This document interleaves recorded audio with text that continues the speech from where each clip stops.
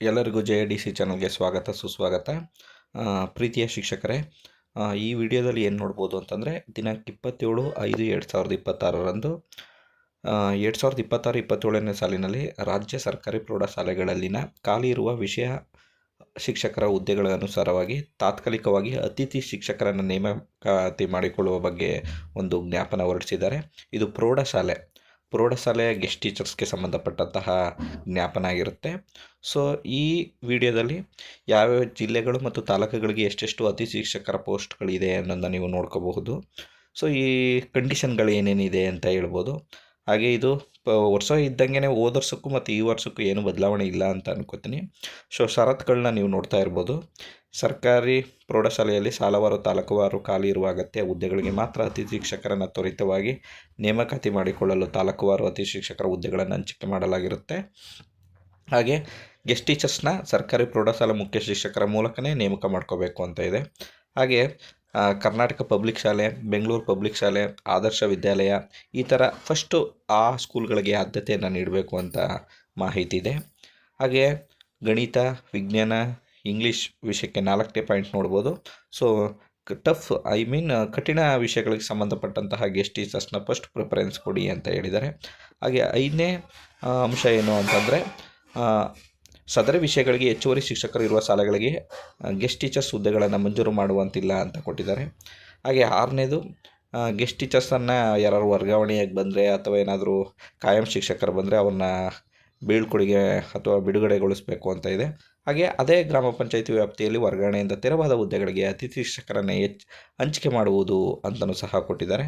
ಹಾಗೆ 7ನೇ ಅಂಶ ಏನು ಅಂದರೆ, ಅತಿಥಿ ಶಿಕ್ಷಕರು ಹೆಚ್ಚು ಮಕ್ಕಳಿರುವ ಅಥವಾ ಹೆಚ್ಚಿನ ಸಂಖ್ಯೆಯಲ್ಲಿ ಶಿಕ್ಷಕರ ಹುದ್ದೆಗಳು ಖಾಲಿ ಇರುವ ಪ್ರೌಢಶಾಲೆಗಳಿಗೆ ಮೊದಲು ಆದ್ಯತೆಯನ್ನು ಒದಗಿಸಬೇಕು ಅಂತ ಇದೆ. ಹಾಗೆ 8ನೇ ಅಂಶ ಏನು ಅಂತಂದರೆ, ಮೆರಿಟ್ ಆಧಾರದ ಮೇಲೆ ಅತಿಥಿ ಶಿಕ್ಷಕರನ್ನು ಗೆಸ್ಟ್ ಟೀಚರ್ಸ್ಗಳನ್ನು ಆಯ್ಕೆ ಮಾಡ್ಕೋಬೇಕು ಅಂತ ಮಾಹಿತಿ ಇದೆ. ಹಾಗೆ 9ನೇದು, ಹಾಜರಾತಿಯನ್ನು ಕಡ್ಡಾಯವಾಗಿ ನಿರ್ವಹಿಸಬೇಕು. ಹಾಗೆ 10ನೇ ಅಂಶ, ಅವ್ರಿಗೆ 12,500 ರೂಪಾಯಿ ಹೋದ ವರ್ಷ ರೀತಿಯೇ ಗೌರವಧನವನ್ನು ಇದು ಮಾಡುತ್ತೆ. ಹಾಗೆ 11ನೇ ಅಂಶ, ಒಟ್ಟು 11,000 ಪ್ರೌಢಶಾಲಾ ಶಿಕ್ಷಕರನ್ನು ನೇಮಕ ಮಾಡಿ ಅಂತ ಕೊಟ್ಟಿದ್ದಾರೆ. ಸದ್ಯಕ್ಕೆ ಮೊದಲ ಹಂತದಲ್ಲಿ 9,730 ಹುದ್ದೆಗಳಿಗೆ ಇವರು ಜಿಲ್ಲಾವಾರು ತಾಲೂಕುವಾರು ಹಂಚಿಕೆಯನ್ನು ಮಾಡಿರುವಂಥದ್ದು ನಾವು ಕೆಳಗಡೆ ಇನ್ನು ಮುಂದೆ ನೋಡ್ಬೋದು ನಾವು.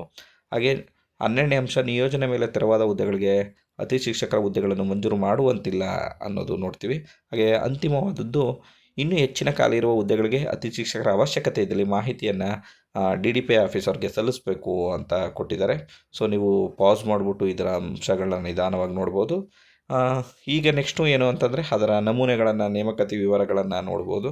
ಸೊ ಹೋದ ವರ್ಷ ರೀತಿಯೇ ನಮೂನೆ ಇದೆ. ಸೊ ಹಾಗೆ ನಮೂನೆ 2ನೂ ಸಹ ನೋಡ್ಬೋದು. ನೇಮಕಾತಿ ವಿವರಗಳು ತಾಲೂಕುವಾರು ಅತಿಥಿ ಶಿಕ್ಷಕರು ಇದನ್ನು ಕಚೇರಿಯವ್ರು ನಿರ್ವಹಿಸ್ಕೊತಾರೆ.